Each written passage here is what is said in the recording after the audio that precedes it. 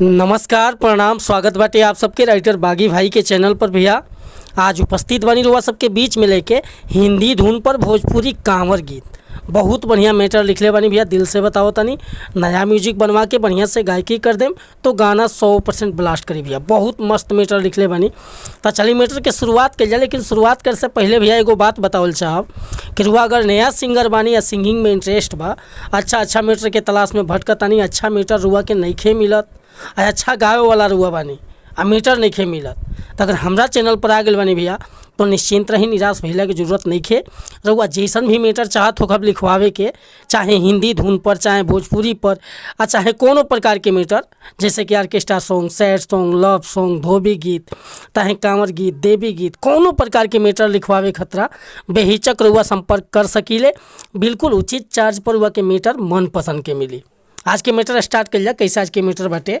आज के मीटर बाटे वो गाना रहे, हो मुंडा गोरा रंग देख के दीवाना हो गया, हो मुंडा गोरा रंग देख के दीवाना हो गया।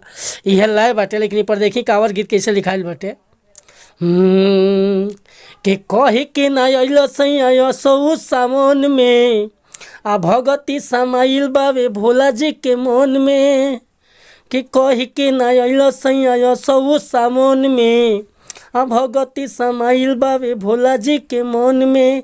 शोभे जाएला तैयार बावे हो, कांवर हमहू उठैती विचार बावे हो, कांवर हमहू उठैती विचार बावे हो।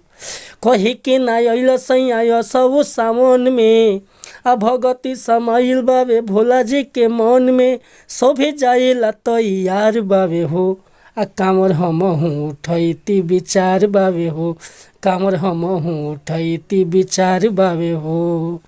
तो उम्मीद करता नहीं भैया ये मीटर हुआ सबन के पसंद आयल होई। अगर ये मीटर हुआ फुल लिखवावे के चाहता नहीं तो बिल्कुल उचित चार्ज पर हुआ के व्हाट्सएप के जरिए ये गाना मिल जाए। हमारा कॉन्टेक्ट नंबर बाटे 8874473128। रुआ बेहिचक कॉल या व्हाट्सअप कर सकता नहीं। आप वीडियो पसंद आए हुई तो एगो लाइक कमेंट करब। मिलत नहीं अगला वीडियो में कुछ नया गाना के साथ। तब तक के लिए नमस्कार प्रणाम धन्यवाद भैया। जय हिंद, जय भारत, जय भोजपुरी समाज।